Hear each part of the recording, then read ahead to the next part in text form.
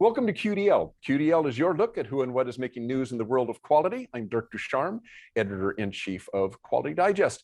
If the last year and a half has shown us anything, it is that once employees got a taste of working from home, many came to the conclusion that, hey, this isn't so bad.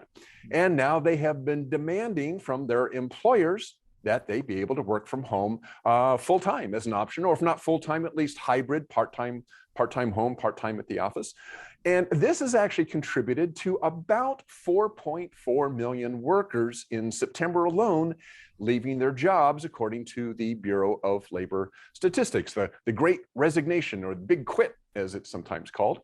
This has been giving also existing employees and job seekers some significant leverage, according to today's guests. We are joined today by Russ Hill and Jared Jones, senior partners of Lone Rock Consulting and authors of The Great Resignation. Hi, guys. Thanks for joining us today. Great to be with you, Dirk. So you guys started, if I understand right, you guys started Lone Rock during the pandemic. Was that a result of layoffs? I know there was a lot of that, or was it kind of like what we're going to talk about today? It just felt like a good time to start it's doing your own thing. Yeah, it's tied to exactly what we wrote about in the book, Dirk, in that, one of the effects of this global pandemic and all the shifts that have taken place in the workforce, which I'm sure we'll get into, is this reassessing of what we value most and what's most important to us. And so what the data shows is the experiences of the last 18, 24 months have caused a good number of us, Jared and I included, to look and go, what do we value most?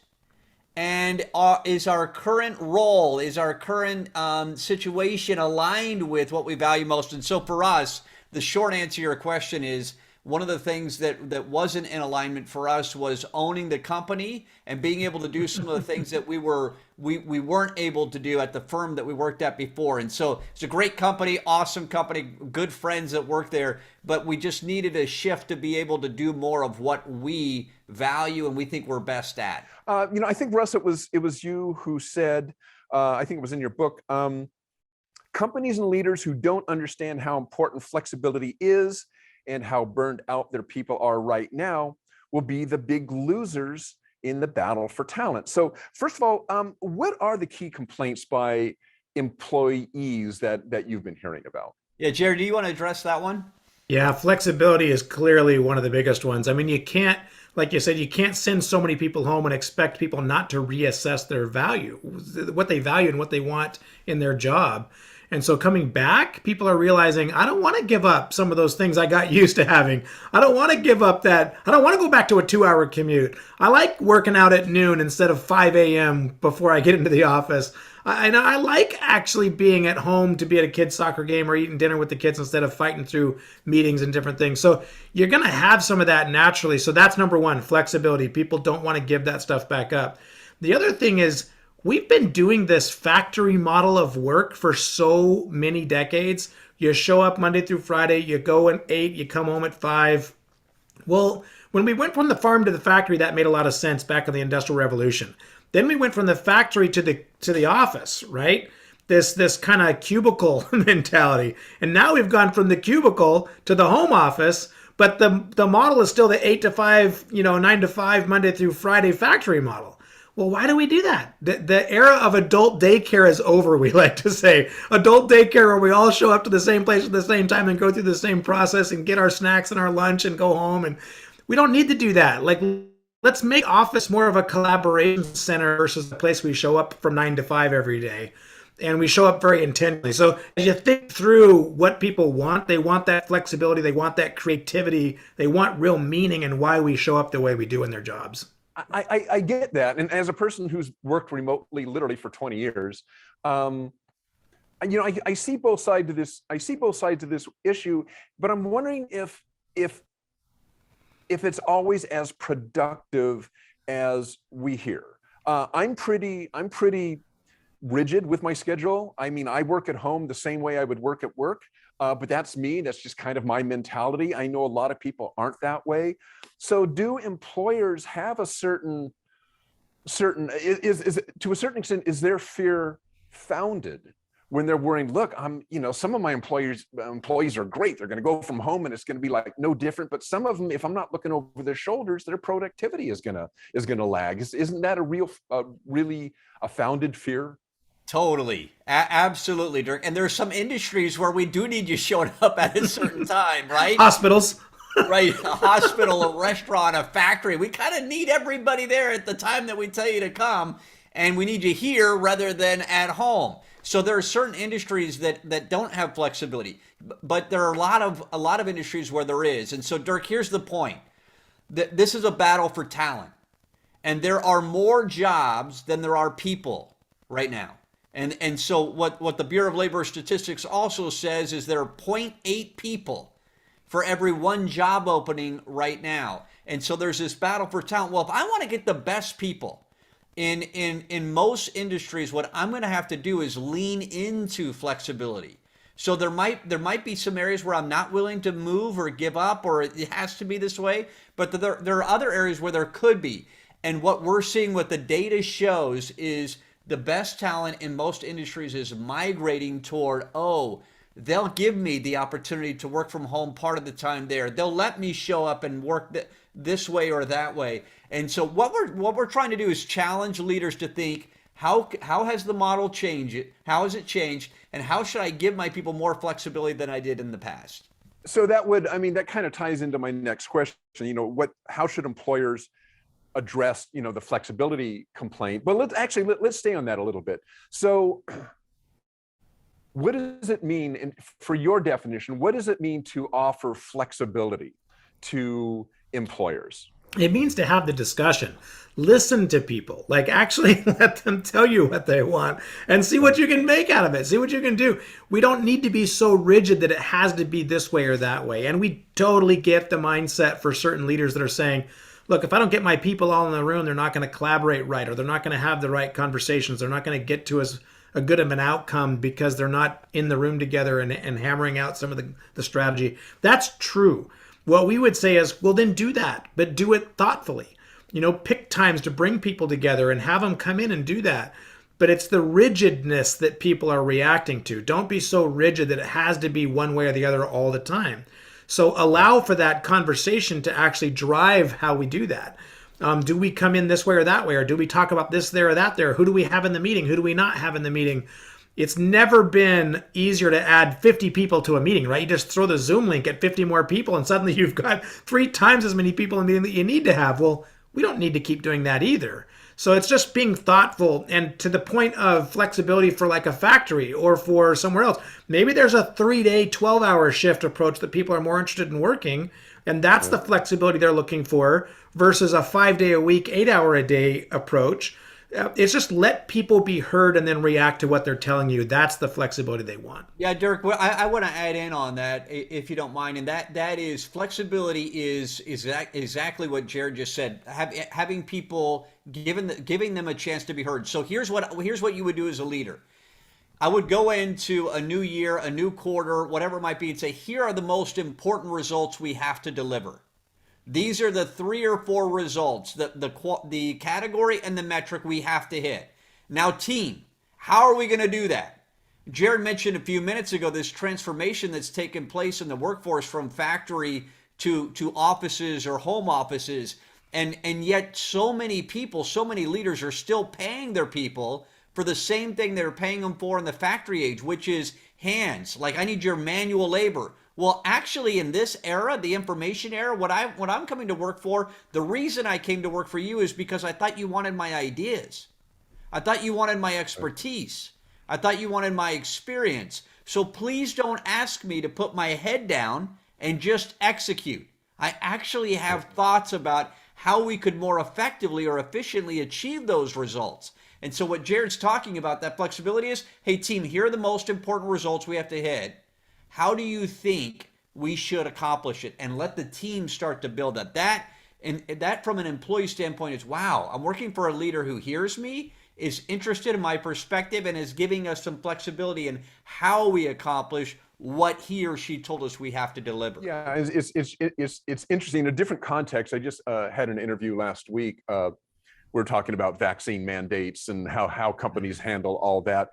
But basically he said the same thing. It's like, look, if people are having problems with the idea of having to be vaccinated to come to work, he says, don't just dismiss them. He said, bring them in, listen to them, listen to why they're worried about that, listen why they don't want to do it. And you're basically saying the same thing, which is in our industry, management.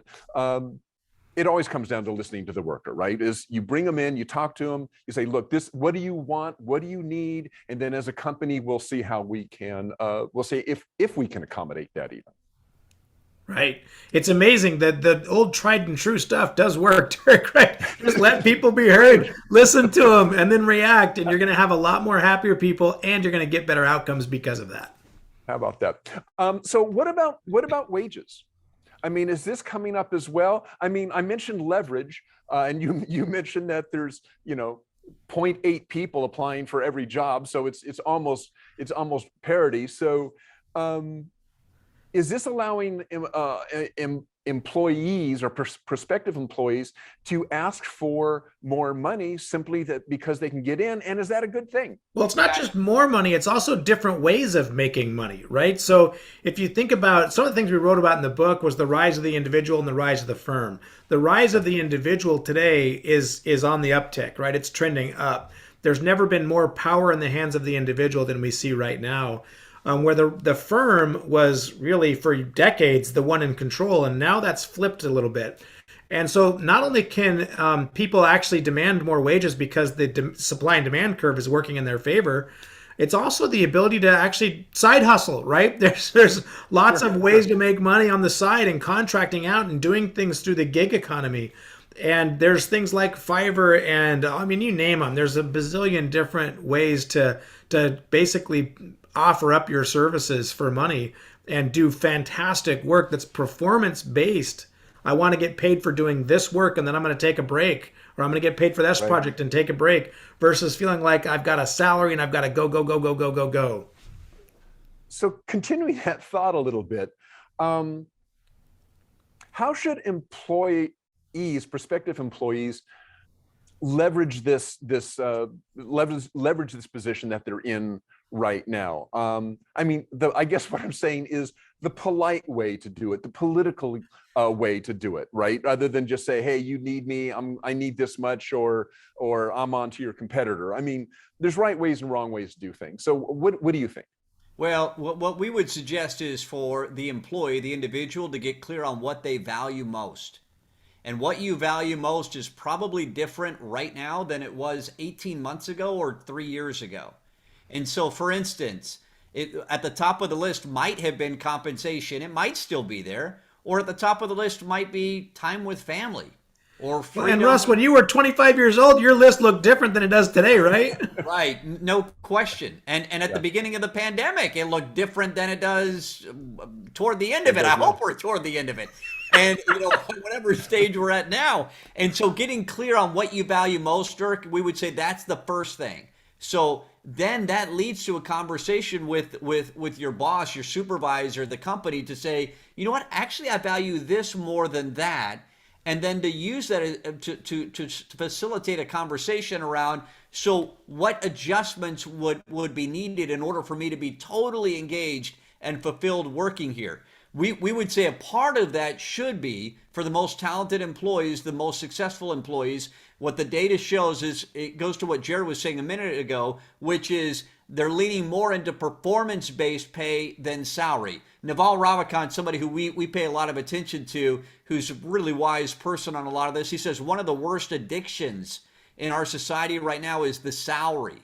And when you think about that forms a lot of thoughts like, man, that's true. Think about how little freedom that gives. I want to be paid for delivering. If I'm actually good and I've got confidence and experience, I'm totally good with you maybe not giving me as high of a salary, but paying me incentives to deliver and giving me the freedom to be able to deliver it how I think is most efficient. Let me leave this. This is a great tie into the kind of last question. I'll throw out both of you, and we'll wrap it up with this. But is work changing?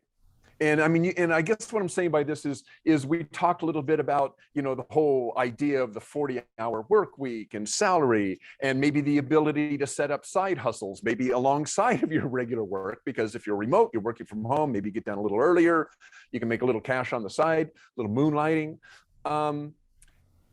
Is that where we're going? Is that where we're going in the future? And No just question. Russ, let's start with you. What do you think? Yeah, I would say absolutely. It's the way we're wired. The system is broken.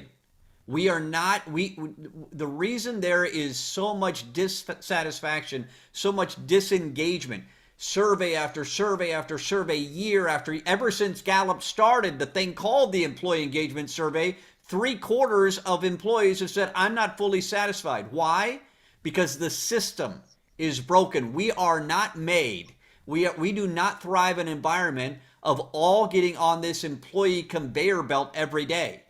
The reason it is insane that our freeways are congested at the same time with everybody going into the office at the same time and everybody leaving the office at the same time. That's not how we're wired to work. We're wired to work in these bursts of energy to get things done, to put in tons of time and then to take some breaks from it.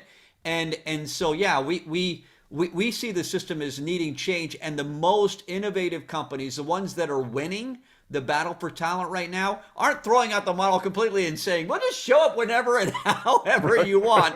That's not what we're advocating, but they are listening and having conversations and saying, maybe we don't need people here at the office every day. Maybe we can just let them know what the results are and then let them help us map out how to achieve those. So that's where it's headed. How long will it take, Dirk, to get there?